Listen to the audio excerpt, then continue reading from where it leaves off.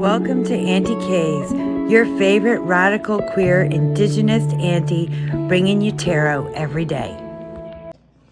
Hello and welcome to Aunty K's Tarot. So this video is about wish list decks. I made a decision that this year I am going to purchase wish list decks and Kickstarter decks. And I have a Kickstarter deck called Mooney's Tarot. It's a Marseille deck that I expect in the coming month. Another Marseille, another Kickstarter I backed was the Frida Kahlo playing cards. And that didn't fund, so I purchased it on Etsy because he said he would print it anyway. So, and that's the same artist who did the Aztec Tarot. So these 4 decks were wish list decks. When I got the Estrella Tarot, it had been on my wish list, and I hadn't purchased it because my finances and the deck's availability hadn't lined up yet. And then they did. And I was so glad I got it. I got another deck, the Diverse Marseille, instead of this one, because it was available when I had some money to get it. And I also really like it. But I think I like this one better. There's I like the color palette on the other one better, and that's like by a smidge, because I like these types of colors that are in here, these types of oranges and yellows and greens and blues. Like that's my deal. And I just filmed my top tarot trumps video, so this is on top. But like the winking elephant and the exasperated elephant, I love all of that. And so I really enjoy this deck. And buying off my wish list, instead of buying something that just comes across Etsy or something else, maybe save it, think about it later, but to shop purposefully and buy from my wish list. And this is a deck that inspired me to make that decision for this year. So I got the African Tazama Tarot, and I am a person who is very aesthetic and practical. So I hadn't purchased, I love this card. I hadn't purchased this deck partially because of price, but the cardstock. It's a thick matte cardstock, and I tend not to use those decks, but I was like, I want to own this deck for the aesthetics. And I knew it was made by a Kenyan artist. I knew it was being produced by an art collective, getting art from the African continent to the rest of the world for the benefit of the artists on the African continent, as opposed to, how it usually works, to their financial benefit instead of financial crumbs. And so that's why I purchased this deck. I was like, I probably won't end up using it a lot because of the cardstock. I am using it all the time, despite the cardstock is just gorgeous. It's just gorgeous. So this deck has been out for a while. It is available on Amazon. It comes in beautiful packaging. Most of these decks have been out a while and have been sitting on my wish list. So was this worth it? Absolutely. Absolutely.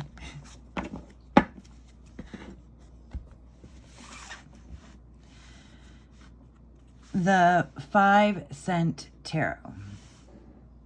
I'm charging my phone, but I feel like I should have the light on. Too bad. I don't know.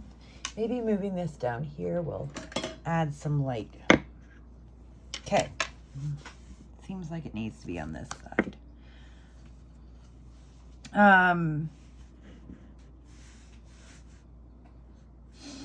Okay, maybe, yeah, but it's good light, but it just looks like a bright white. There we go. Okay. So this is the 5-cent tarot.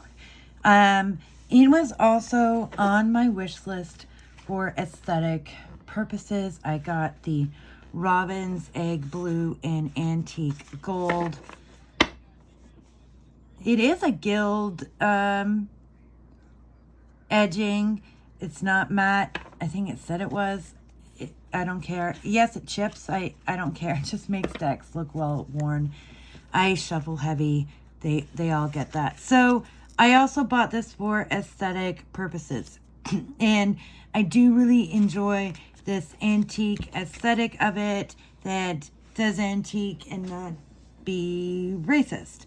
And it gives you this feel of something you might see at a carnival without being racist. Probably because it's all animals, and that was the way to get around that. I like the keywords. They're hard to see because they're quite small. I have bad eyesight because I'm getting old. I turn 49 in a couple weeks. I think the line work in the background actually makes it difficult for me to focus. And so I have used this on my table. Then I just put it away for personal use. I'm putting it on my work table this week to give it that another try, see how I feel about it, what I think about it. Yeah. Okay.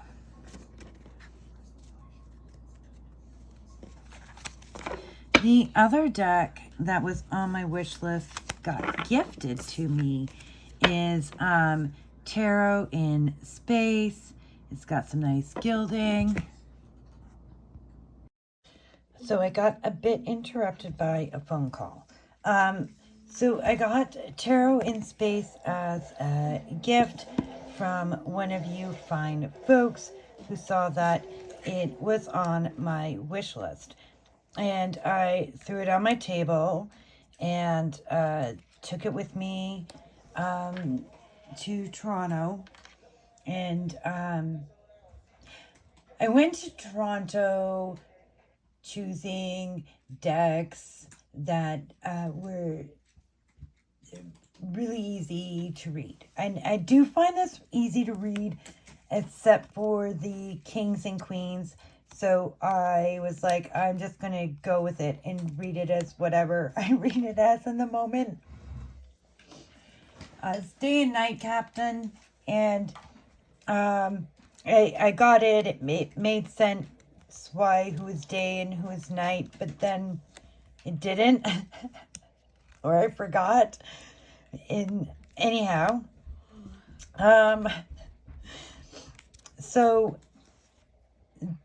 I've enjoyed this deck, and it's been fun. And I took it to Toronto because my experience with it before I left was, this is easy to read.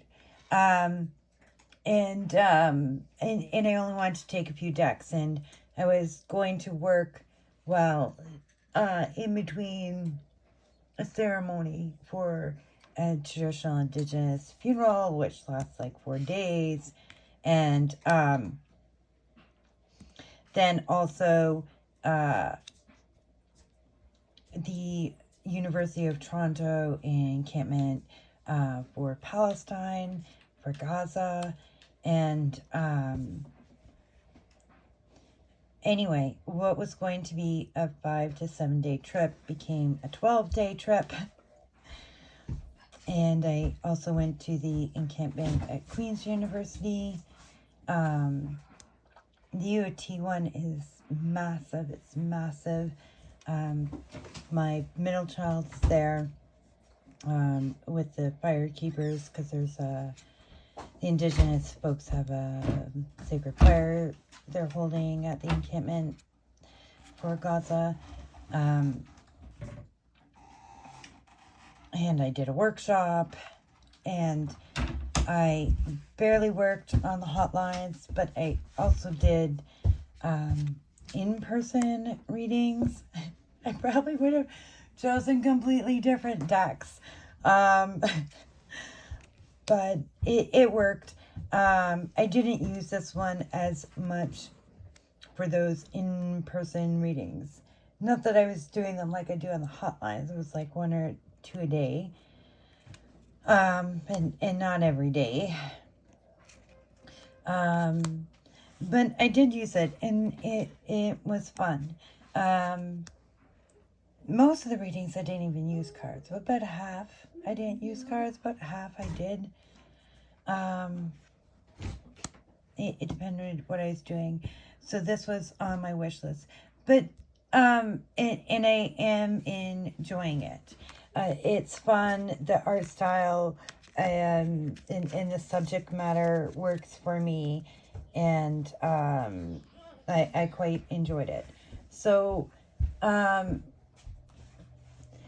what I have come to think about since getting these two is I want to put more into my wish list, and this is how much it is, where to find it, and what the deck is.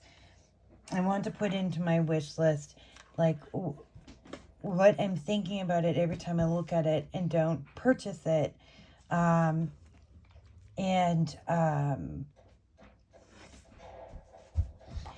probably still would have purchased this one.